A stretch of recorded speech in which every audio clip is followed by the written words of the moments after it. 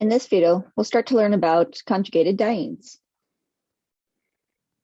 When we're looking at our dienes, there are a few different classes we can look at. There's the accumulated diene, where the two double bonds are adjacent to each other. So the carbon in the middle has a double bond to one side and a double bond to the other side. There's the conjugated dienes, where you have double bond, single bond, double bond. So you have each one of your pi bonds is separated by one single bond. Or we also have our isolated system, where we have our pi bond separated by two or more single bonds. So the pi bonds are no longer close to each other. And these different types of dienes have different atomic orbital structures. In our accumulated diene, where they're adjacent to each other, one of the double bonds is perpendicular to our plane here, and the other is parallel. And these different types of dienes have different atomic orbital structures. If we first look at the accumulated one, we can see that one of the double bonds is perpendicular to the plane and the other is parallel.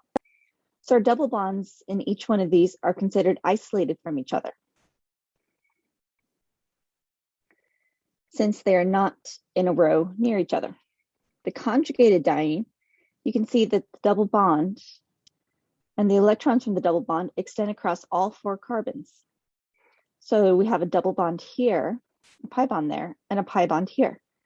And the electrons can extend across all four of these carbons. So it's said that the pi bond overlaps the entire system. With our isolated system, the pi bonds are separated by too great of a distance to have any overlap. Since they don't have any electron overlap, that's why they're considered an isolated system. And a quick review about our atomic orbitals. The more s character a carbon has, the shorter its bonds will be. So remember when we have our pi bonds, those occur when you have an sp2 hybridized carbon. And so you can see the sp2 hybridized carbon creates a shorter bond than the sp3 hybridized carbon. sp3 hybridized carbons are the carbons that have single bonds. So our sp3 is typically with our sigma bonds, and sp2 typically has a pi bond. And you can see that the shorter bond occurs because the sp3 only has 25% s character, while the sp2 has 33% s character. This means the bonds that are in a conjugated system actually have the carbon atoms a little bit closer together. And so now let's look at how this conjugation actually affects its stability. So if we have just a single bond and we hydrate it and turn it into an alkane, the change in enthalpy will be a negative 254 kilojoules. However, if we do the same reaction where we did a hydrogenation on a conjugated diene, it only requires 239 kilojoules. So you can see there's a difference of about 15 kilojoules by adding the second double bond. So the more conjugated a system is, the more stable it is. So the lower in energy it is. And then if we look at two possibilities for a conjugated diene, one of them can have the two double bonds cis to each other, or in what we call an S-cis configuration.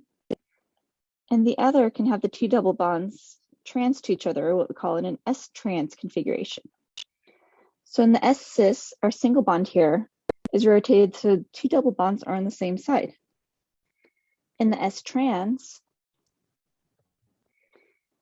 the two double bonds are on opposite sides, so they're trans to each other.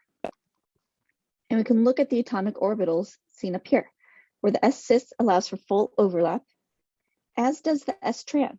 This has full overlap of the orbitals as well. Any other sort of conformation besides S-cis or S-trans is actually a higher energy state. The question is why? So if we have our double bond and it's only about halfway rotated. So if we have our conjugated double bond and it's only about halfway rotated, which means I can take this single bond here and rotate it just 90 degrees. if I rotate it just 90 degrees, then what happens is these orbitals no longer overlap in the middle here, because this one would be more like a accumulated system where it'd be parallel with our plane here, while this side would be perpendicular. So any other conformation besides having the S cis or S trans will result in a higher energy conformation. So our conjugated dienes exist in either one of these states. And so now you guys should know a little bit about conjugated dienes and at least what their structures look like. So remember, a conjugated diene